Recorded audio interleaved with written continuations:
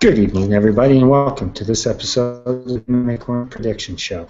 As tonight, we give you our breakdown and predictions for UFC Fight Night 59, McGregor versus Siver.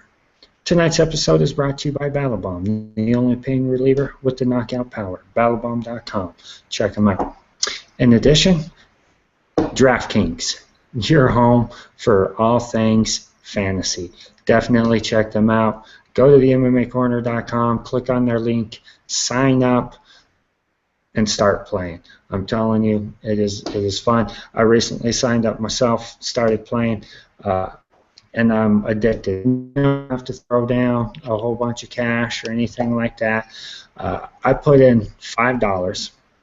And I'll be honest, I play the 50-cent games because that's how I do it. So if you want to play cheap, you can. If you want to, be a big spender like the MMA Corner's Madman, you can do that stuff too. But it all starts by going to the MMAcorner.com, clicking on your DraftKings link, and get signed up. All right, I'm your host, Josh Davis, alongside my co-host for the evening, Jose Young. Jose, give us your thoughts on the card, brother. Siver versus McGregor. What do you think? Well, I consider this UFC Fight Night a McGregor. I don't even add Siver's name into there because the UFC is just showing Siver on commercials now. I mean, they devoted, 14 minutes to just McGregor at UFC 182? They even had to cut off John Jones' post-fight interview, and Daniel Cormier didn't even get an interview because they were running out of time because they gave Conor McGregor 14 minutes. They didn't even show a single Dennis Siver highlight. They are just adding Dennis Siver highlights to UFC's YouTube channel. And if you look at their Instagram, they wish Dennis Siver a happy birthday, and all of the comments are, oh my gosh, you remember who he is. So I consider this UFC Fight Night McGregor, the McGregor show. I don't even add Dennis Siver in because if the UFC isn't, I'm not. It's funny that you point that out because that is the truth. And, call it marketing, call it whatever you want. No, the UFC is not pushing Dennis Siver. The UFC is pushing Conor McGregor. Pushing it is putting it lightly. Exactly. They're shoving them down your throats. That's just how it is. There's a reason why this fight is the main event, because they are literally trying to shove Conor McGregor down your throat. So when he gets his victory, he can move on and fight Jose Aldo. It's really that simple. Originally, Ben Henderson versus Eddie Alvarez should have been the main event of this card. And now, to be real honest, even though it's the third time they fought, Donald Cerrone versus Ben Henderson should be the main event of this card. You know why it's not? Because Dana White loves him some Conor McGregor. He is the next big thing in Dana White's mind. And, whether or not that's the case, I will say this about Dana. He knows how to pick him. He was all over Ronda. He's been all over the next big things before, obviously with Brock Lesnar. It's funny that was his nickname. But anyways, he knows what he's doing. If he says Conor McGregor's that guy, then get prepared for Conor McGregor to be that guy.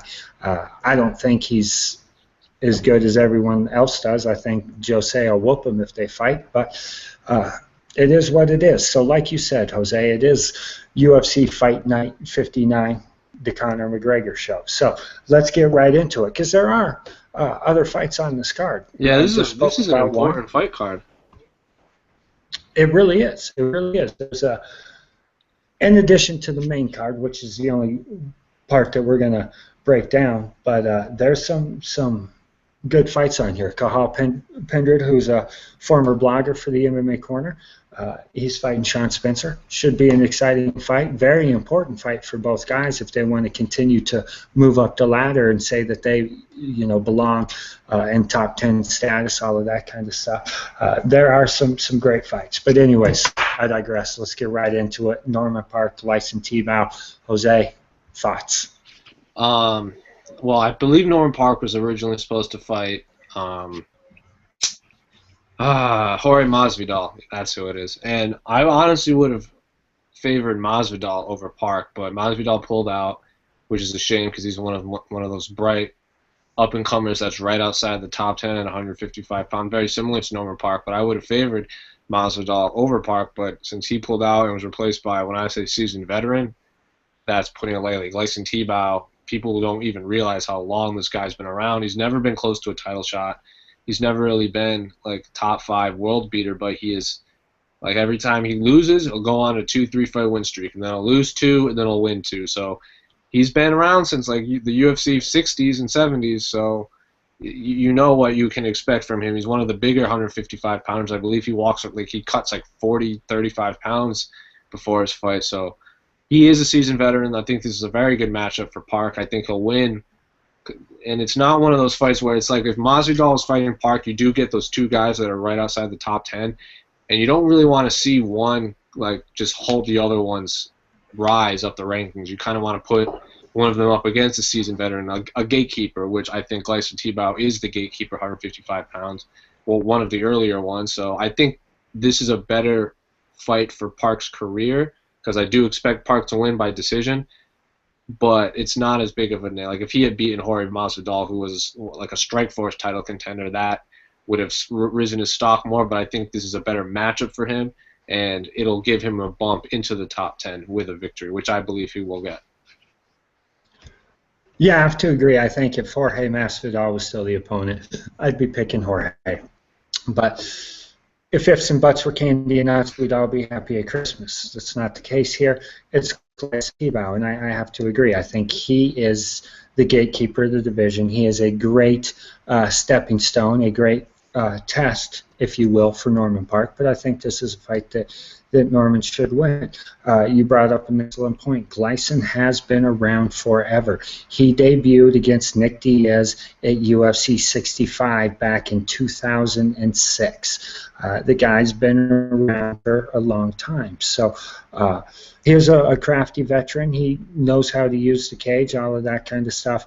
But again, in stiff competition, he's always come up short. I like Norman in this fight. I think this is, again, a great stepping stone, a great fight for Norman to showcase his skills and again, show the fans that he does belong. Because while a lot of people might not realize how long Tibau's been around, most people know who he is. Most people know him as the short, super stocky guy that he is. And like you said, he cuts a lot of weight, and I do think he's going to struggle against Norman. So I'm going Park on this one. All right. Up next, Uriah Hall versus Ron Stallings. I'm going Hall on this one. First off, Stallings stepping up to take the fight on short notice. I believe his record, if I'm not mistaken, is 12-6-1. Let me make sure I get that correct. Yeah, he's 12-6-1. When Uriah Hall lives up to his potential, the guy is vicious. He is truly a star in the making. He's just got to quit stepping on his own toes. He's got to get out of his own mind and just start fighting. And once he does that, again, he's going to be vicious.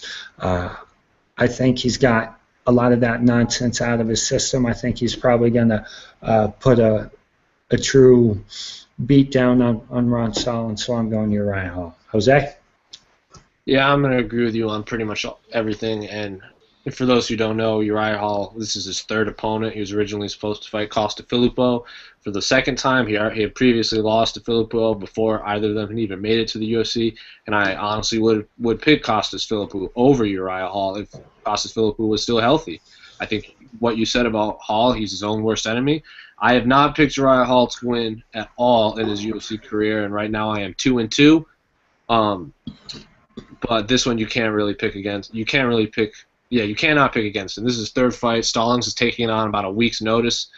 So I think Hall is the much more dynamic striker, and if you can get through that mental barrier, there's the sky. I can't even say the sky is high for him because he's not really a prospect anymore. He's in his early 30s right now. So at some point you stop becoming a prospect, and he did have a long fighting career before he became a mixed martial arts. I think he was in that weird karate kickboxing show that Chuck Norris put on TV back in the day. He was on like Wonder Boy Thompson's team, who kicked butt too. So Hall is no spring chicken. He's in his early 30s, so if he's going to make noise in the UFC, it has to be now. And if he had beaten Filippo, it obviously would have been much better for his career, but I think this is a guaranteed win.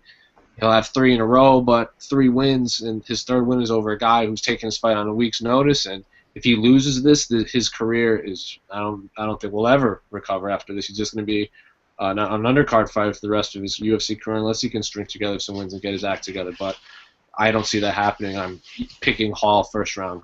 TKO. Yeah, no offense to Stallings, but again, he's 12-6-1. Also, I believe he's 30 years old. He wouldn't be in the UFC if all those other injuries didn't happen and they Yeah, weren't props to scrambling. him for taking the fight on Uriah Hall on a week's notice. Well, exactly. And again, if you want to fight in a big show, these are the things that you have to do. And hell, if he could go out and shock the world. I mean, he's got a puncher's chance. Anything can happen. We've all seen Uriah Hall just completely melt down inside the octagon. So if I'm Ron Stallings, hell yeah, I'm taking this fight because I know as long as I stay mentally strong and don't get one of those highlight reel kicks to my knock, I've got a chance. But the sad thing is, Ron, I think you are going to get one of those highlight reel kicks to the knock, and you don't really have a chance. So, moving right along. Originally, like I said, supposed to be Eddie Alvarez, Ben Henderson. Eddie had to pull out due to injury. Like he always does, Donald Cerrone stepping up, taking a fight. Maybe that he should. Maybe he should. Who knows? But there it is. Cerrone, Henderson. Jose, who you got? Oh, man, I really wanted Benson Henderson to fight Eddie Alvarez so badly. I mean, we kind of got that tease before when Eddie Alvarez was over in Bellator and became a free agent, was guaranteed that lightweight title shot against Benson Henderson, and I wanted this fight so bad. But, hey, things happen, and Donald Cerrone versus Benson Henderson is still a fantastic fight. And honestly, though, if this fight was announced and like Donald Cerrone got that full fight camp under his belt, I probably would have picked Donald Cerrone, but he's coming off a win over Miles Jury, which was only a week and a half ago maybe, and I believe he's the first UFC fighter to appear on back-to-back fight cards since Chris Lieben, when Chris Lieben knocked out Vanderlei Silva in like 17 seconds. So that could happen, but again, Benson Henderson's not Vanderlei Silva. He doesn't have all those violent wars under his belt, so he doesn't have that concussion-like symptoms pretty much 24/7. So I'm going to pick Benson Henderson. He won the first two. I don't see why this is any different than the second two, especially because Donald Cerrone had 2 fight camps under his belt the first 2 times they fought. In the first fight was one of the best fights you'll ever see. Fight of the year, I believe. The second fight, Benson Henderson just choked him out in like the first or second round. So I'm gonna pick Benson Henderson in this, but it's not because Donald Cerrone is worse than him. I think Donald Cerrone is better than he's ever been. And like I said, if he had a full camp under his belt, I think this Donald Cerrone now could beat Benson Henderson. You saw Rafael Dos Anjos beat Benson Henderson, but Rafael Dos Anjos also beat Donald Cerrone. So that just kind of shows you how clouded the top of the 155-pound division is. But I'm going to pick Benson Henderson. I think he's going to pressure him against the cage, take away his knees, and I kind of envision it going more of the second fight than the first fight. But props to Donald Cerrone for taking a fight. And like I want to remind people, it's not like he knocked out Miles Jury and then he was in the cage for a minute. Like he had 15 minutes against Miles Jury, so that's 15 minutes of fighting. 2 weeks later, he's stepping in against a former champion. So props to him, but I'm going to pick Benson. Well, a couple of things. First off, yes, I too wanted to see the Eddie Alvarez-Benson Henderson fight. I would have picked Ben to win that fight.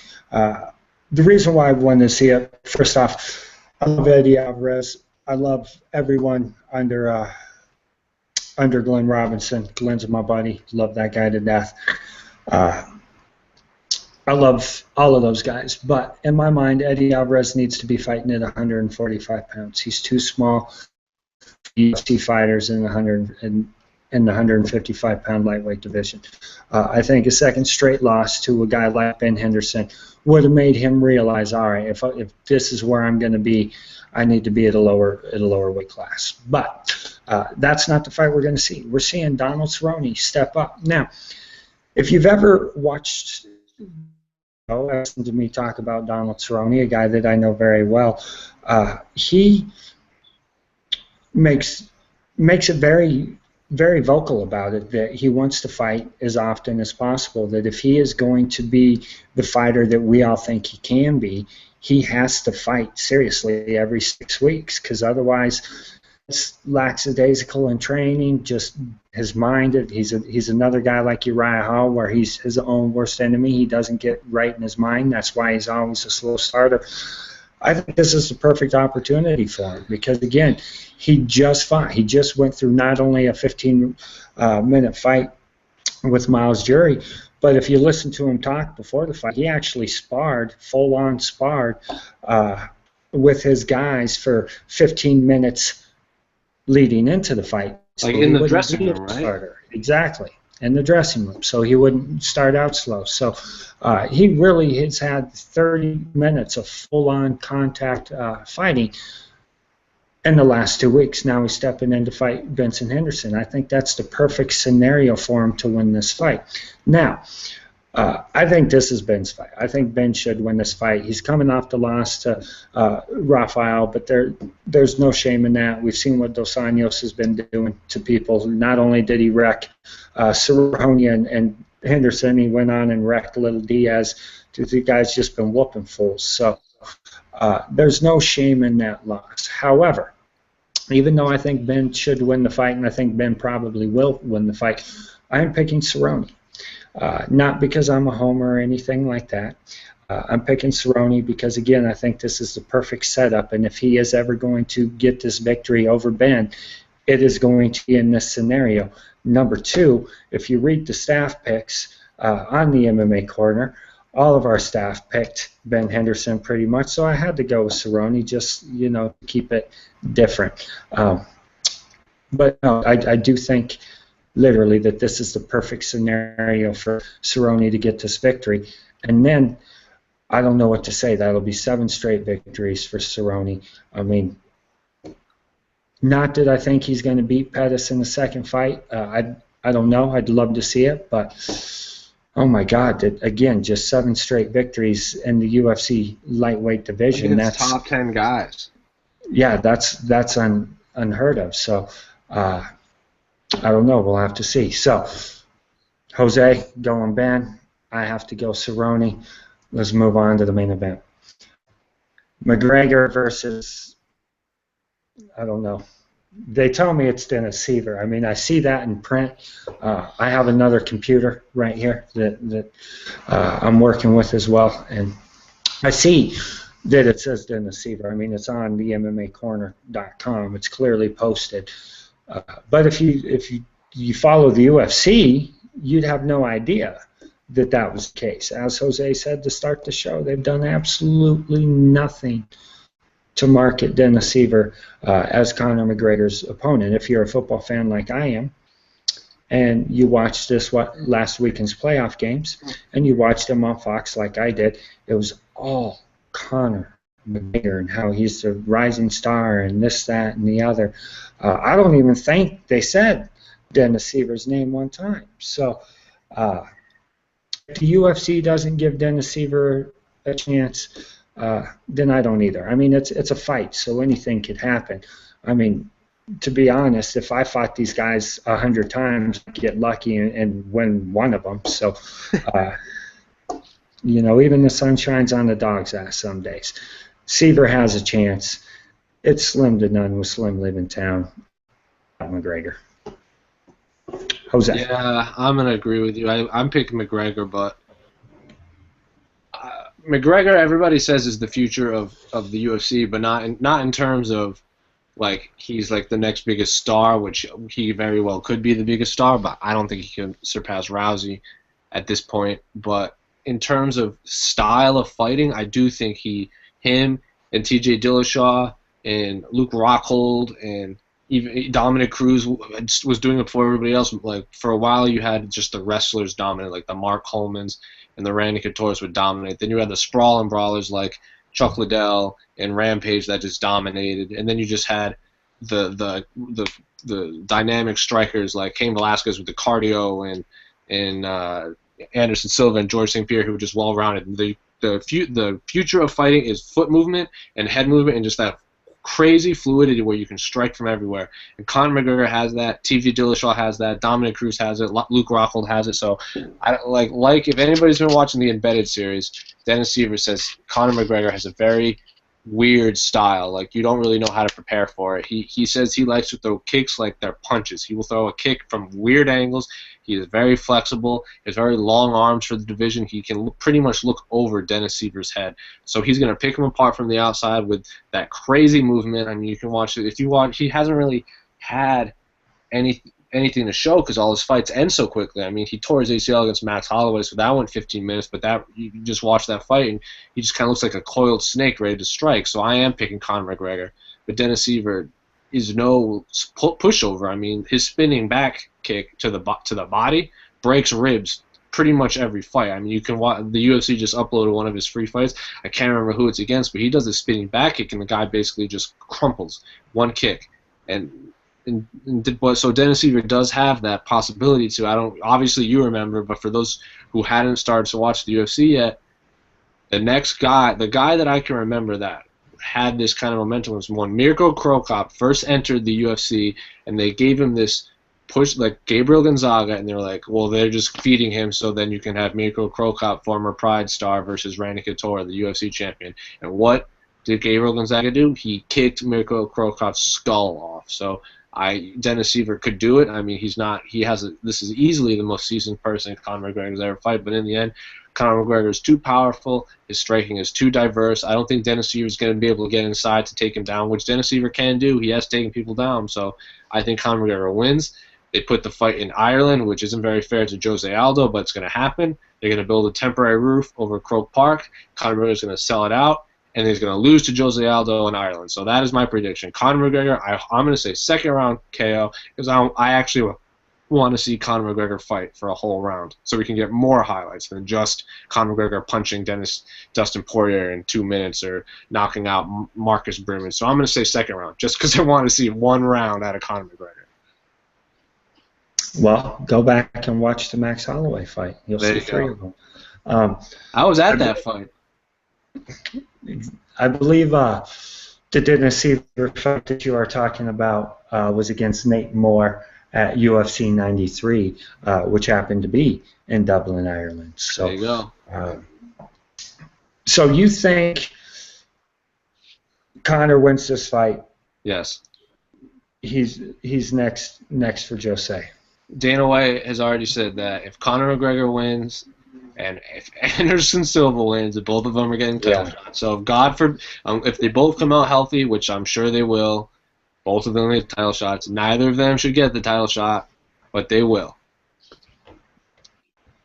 Well, when we do the show for UFC 183, we'll get into my thoughts on Anderson getting the title. So, real quickly, before we wrap up the show, quick question.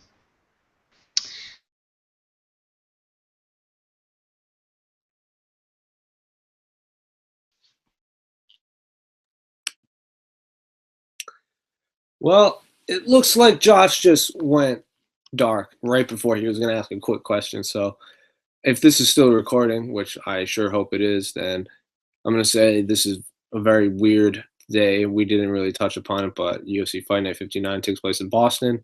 Boston's own New England Patriots are playing that exact same day. So various people are saying, well, why would the UFC book a fight card in the same city as that AFC Championship game? It seems like suicide, but if you look at the times, it seems the Patriots game was going to end right before the UFC Fight Night 59 main card is set to start. That is pretty much premier real estate when it comes to commercials and marketing. So props to the UFC for putting this fight on a Sunday opposite right at the end of a Patriots game, because they're going to show Conor McGregor pretty much every other commercial break. Josh is still out, so all I'm going to say is this is worth it. If you Josh is back. There we go. So what is your big question right before you went dark? Oh, all right. I didn't realize when I went dark. So again, if I'm Dana White, I would have pushed Jose Aldo moving up to 155 to face Anthony Pettis. I would have cleared Jose out of the division so I could continue to push Conor as the 145-pound kingpin. Because once Jose beats the crap out of Conor, which he's going to, that hype train is done. So, I don't know. What are your thoughts? I think Dana White does not. I think in Dana's mind, Conor McGregor will beat Jose Aldo.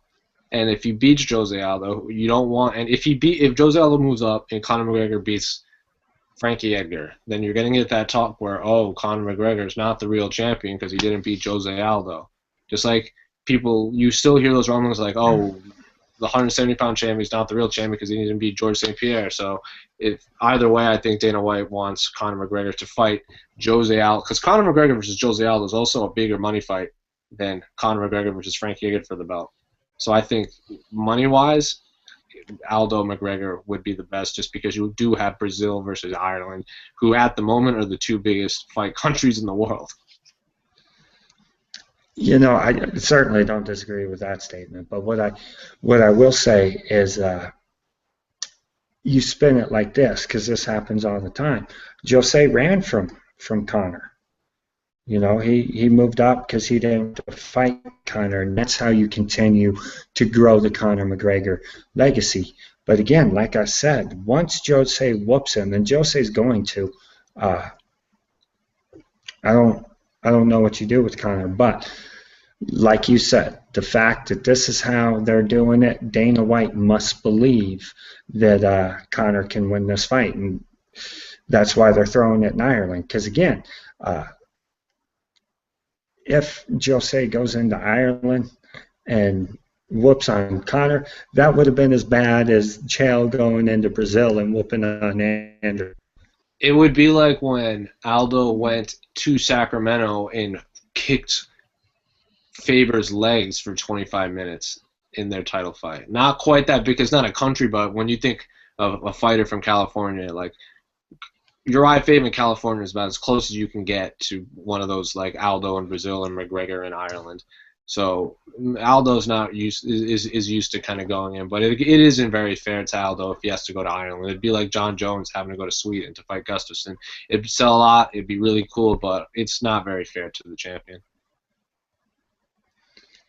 Well, life's not fair. That's all. Very true.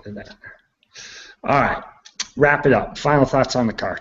While we went dark, I talked about how this is when you were dark. I touched upon this fight is on a Sunday, not a Saturday like usual. And if you look at it, it looks very weird because the Patriots are playing in Foxborough at home in Massachusetts the same day the UFC is holding an event in Boston in Massachusetts. So people are like, well, why would the UFC do this? Well, if you look at the time difference, the AFC Championship game will end right around the time, maybe a little into the. They feed right into each other. Exactly, they feed right into each other. Those commercials between an AFC Champions game are prime real estate. Those are not cheap, and if the UFC puts Conor McGregor on every other commercial, people are going to be like, wow, that Irish guy is on free TV, I should watch him. That is money for the UFC. This is a very smart, for people who saying the UFC is holding a fight on the same day in the same city as an AFC Champions game, you are dumb. That only matters if you are living in Boston and can't decide which one to go to. And touching upon that, Ireland doesn't care about the AFC Champions game. And from what I'm seeing in the numbers, there are an absurd amount of flights from Ireland to Boston for that fight. So all the American sports fans in Boston are going to be in Foxborough, where their allegiance really lies, not to an Irishman. It's to the New England Patriots going to the Super Bowl. And as no matter what Dana White says, the Super Bowl is bigger than anything the UFC will ever do. So that whole stadium, that whole TD Garden, I feel like is going to be 75 to 80% people from Ireland, and that is what the UFC wants. So I think this is a win-win for the UFC in terms of attendance and for the for the publicity for Conor McGregor in the AFC Championship game. Well, that's exactly why the UFC did. They knew, I mean, it's not a shock to anyone who follows football that the Patriots were going to have this game. They knew what they were doing, not to mention. Go look on any international flight to Ireland. It's a direct flight from Boston to Ireland. You know, it's nonstop. It's easy for them to do. It was set up for this. So the UFC's doing exactly what they want to do. They're going to have great numbers off of this. They're going to kill it. This is a solid card, free on TV. I'm going to tell you guys, definitely check it out. You can't complain about this. It's free on TV. The UFC knows what they're doing. And guys, get ready for future Sunday cards. This is going to be something that the UFC does, because once football's gone, Sundays are empty. I mean, yes, there's baseball, there's NASCAR, and that kind of stuff, but there's an easy day for the UFC to capitalize on numbers there. Market share that is definitely available. So, all right, guys, that's going to do it. We will be back following the show to give you our thoughts and breakdowns of everything that did happen. We will be back next week for breakdowns and predictions for Gustafsson versus Rumble Johnson, and then again the following week for UFC 183. So while we did take a break, you are going to see a lot of us. For Jose, I'm Josh Davis, MMAcorner.com. Peace.